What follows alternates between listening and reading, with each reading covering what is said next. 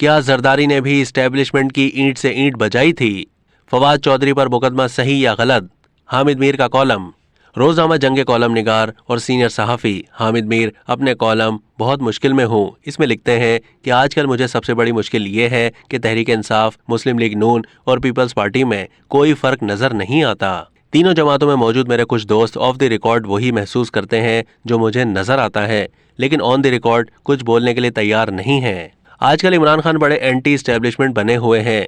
पिछले साल तक नवाज शरीफ बड़े एंटी एस्टेब्लिशमेंट थे और उनसे पहले आसिफ अली जरदारी ने भी एस्टेब्लिशमेंट की ईंट से ईंट बजाने की कोशिश की थी, लेकिन इन तीनों ने अपने अपने अदवार हुकूमत में जबरी गुमशुदगियों का मसला हल करने की कोई संजीदा कोशिश नहीं की।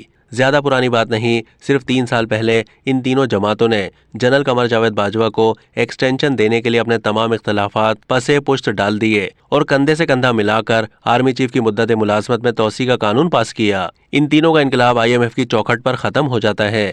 तीनों का IMF पर भी हसीन इत्तेफाक है। हो सकता है कि वफाकी वजीर इत्तलात मरियम औरंगजेब साहिबा को ये लगे कि मैं जबरदस्ती नवाज शरीफ और आसिफ जरदारी को इमरान खान के साथ गलत मलत कर रहा हूँ। पिछले साल तक फवाद चौधरी साहब को भी ऐसा ही लगता था। जब तहरीक इंसाफ की हुकूमत ने सदारती ऑर्डिनेंस के जरिए पीका तरमीमी कानून हम पर मुसल्लत करने की कोशिश की तो हमारे साथियों ने शोर मचाया कि इमरान खान की हुकूमत मीडिया पर वही तलवार चला रही है जो नवाज शरीफ की हुकूमत ने 2016 में चलाई थी। फवाद साहब को हमारी ये चीखो पुकार बहुत बुरी लगी। इमरान खान के दौर में जब सहाफ़ियों के साथ मारपीट होती थी तो फवाद साहब फरमाया करते थे कि कुछ सहाफ़ी बैरून मुल्क सियासी पनाह हासिल करने के लिए अपने ऊपर हमलों का ड्रामा रचाते हैं। वो जिस हुकूमत के हर गलत काम का दिफा करते थे, हम उस हुकूमत के हर बुरे काम पर तनकीद करते थे, लिहाजा उनके साथ हमारे ताल्लुकात की नौयत खासी कशीदा थी। चंद दिन पहले फवाद चौधरी को लाहौर से गिरफ्तार किया गया तो मैंने उन पर बगावत का मुकदमा बनाने की मजम्मत की। मेरी ये गुस्ताखी मुस्लिम लीग नून के कुछ दोस्तों को बड़ी नागवार गुजरी।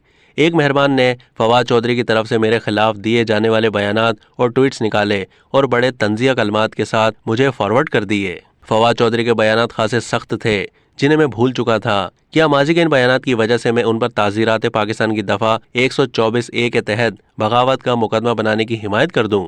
अगर मैंने अक्टूबर 2020 में लाहौर के थाने में नवाज शरीफ और मरियम नवाज समेत मुस्लिम लीग नून के 40 रहनुमाओं के खिलाफ 124A का मुकदमा बनाने को गलत कहा था तो मैं फवाद चौधरी पर 124A का मुकदमा बनाने को सही कैसे कह सकता हूँ?